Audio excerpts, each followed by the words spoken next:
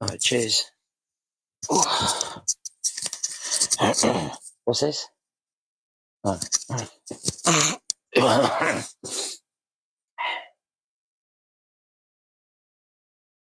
Walker Street is a sci-fi detective comedy based on the X-Files, set in a very fictionalized London. It's set around two characters in the two detectives in the Western Tactical Unit of the London Met Police. And the Western Tactical Unit handles all the kind of crazy, bizarre, kind of weird cases. And the older detective, Detective Frank Ruggerman, is an embittered alcoholic maverick, and his partner is younger, Assistant Detective Rosh Cunningham, and he is a company man. He's very well to do, born in privilege, and he's trying to salvage his career after making a terrible, terrible mistake. And basically, his bosses use his mistake to force him into the Western Tactical Unit with Detective Ruggerman to spy on him and kind of keep them updated. Oh, and aliens are invading. Many, many years ago, I was rewatching season one of the X Files, which I always adored and still absolutely love it. But as I was rewatching it, my brain was just riffing all these kind of gags because I was noticing all these strange little artistic choices that I thought, with a little twist, could be made very funny. Um, I've always adored Airplane and Police Squad and that kind of Zucker Brothers kind of like spoof parody kind of humor. It's still one of my favorites. Yeah, God, Airplane and Police Squad are just amazing.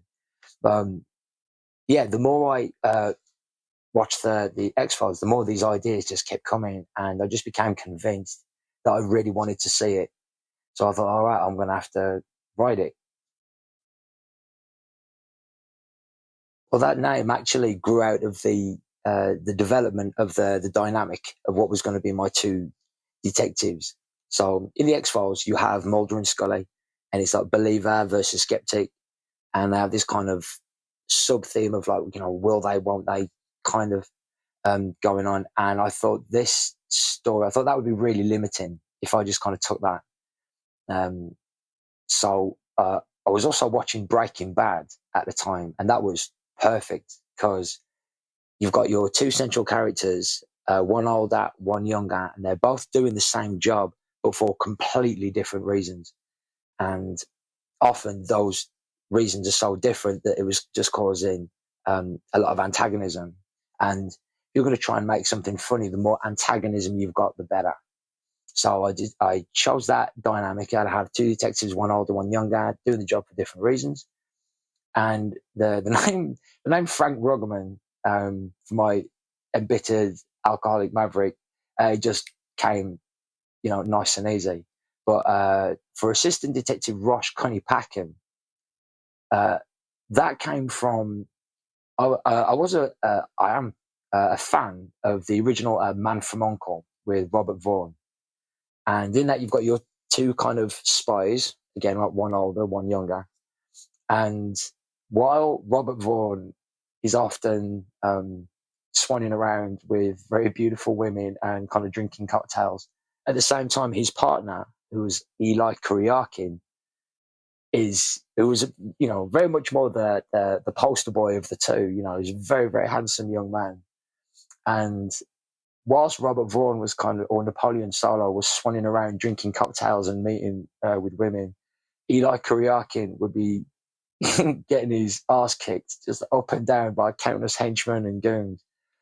And I always found that dynamic interesting, and I wanted to put it into Hawker Street between Frank and Rush. Not so much they're kind of swanning around. Actually, there's lots of drinking cocktails, but just the idea that this kind of younger, handsome, good-looking kind of character just has the worst time. And I thought that would be really fun and have a lot of fun with that. And so I based the name on Eli Kuriakin, and I just kind of run it through the jumble and just how can I something that reminds me of the name Eli Kuriakin and as the spirit of it for me personally, but is kind of funny. And Rosh Packen popped into my brain, and I just thought that's probably as good as it's going to get. So I'll just stick with that. Well, at first for orchestra, it was just notes, just lots and lots of notes taking.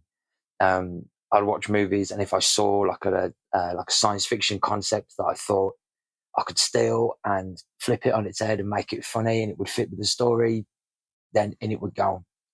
Um, Next, I took a couple of episodes of the X-Files that I liked, and I kind of mapped out all the kind of plot structure points, all the beats, and stripped away everything else, and then just like refleshed it with like infantile, stupid crap.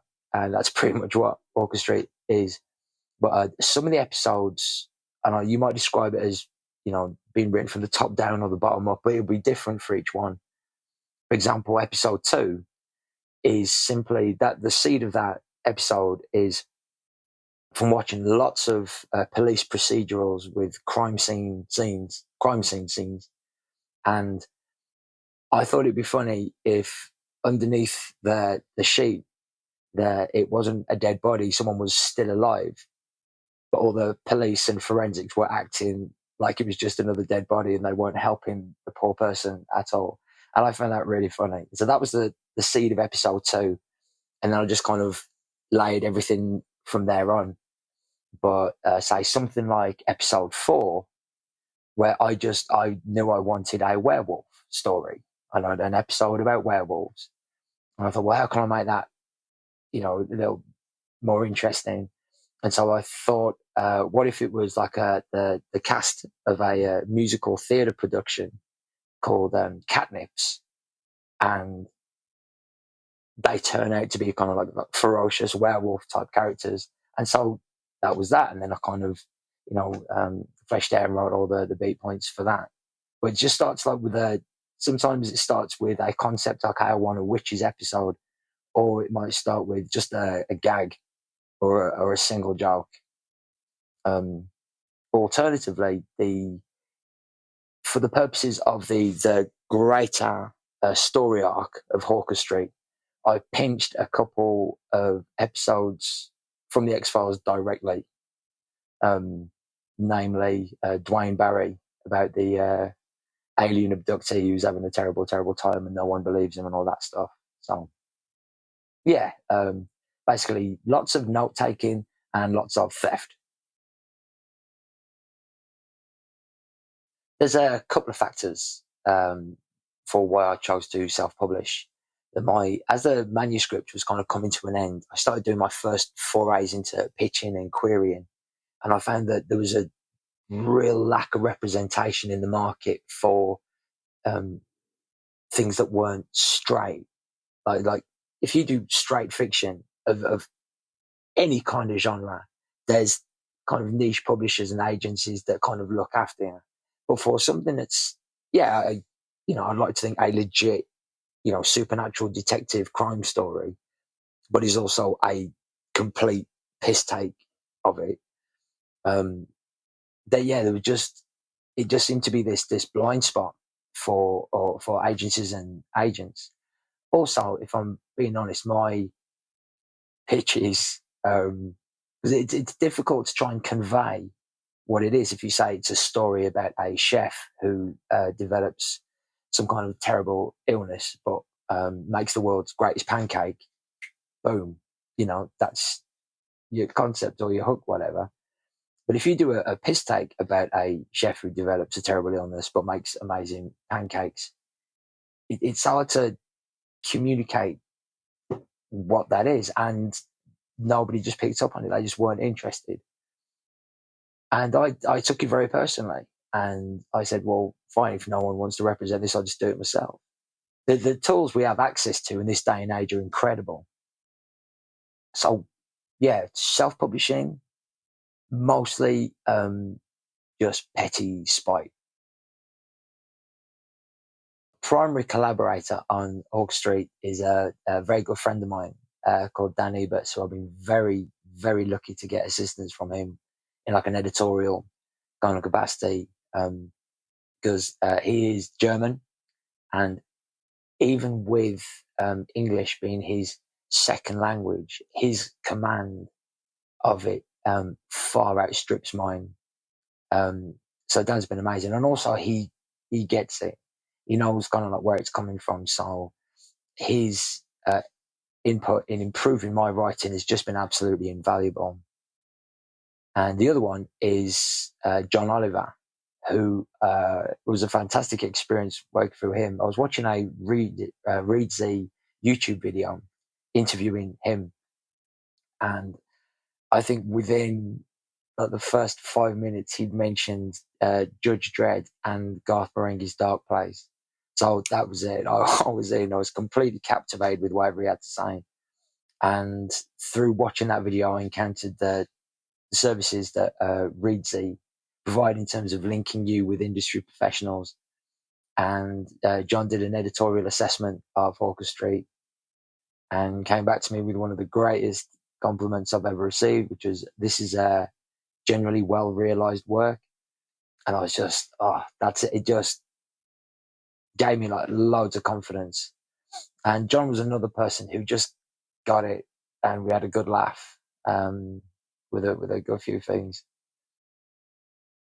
I can't really say what was the hardest scene to write, but I know the last 4 episodes, because I had to tie up all the plot points and make everything land, get all the setups to pay off. The last 4 episodes were kind of written in one kind of long sprint that I then kind of divided into 4 parts. So trying to keep all like 4 episodes worth of plot points kind of clear in my head almost completely fried my brain. So that was really, really difficult. Right. Who would win out of the Hulk versus the Stay Puft Marshmallow Man? Good question. Did you get that off the internet? Right. Yeah, well, I'm assuming you're talking about like angry, ragey Hulk, not smart, composed Hulk. Got it. Okay, so, well, what I think will happen is the Hulk would rush the Stay Puft Marshmallow Man, attacking him, but would become trapped, enmeshed in marshmallow in the soft belly of Mr. Stay Puft. So from then on, Mr. Stay Puft would be walking around with this kind of angry Hulk in his belly, kind of like a Total Recall, you know. Quaid. Yeah. Yes.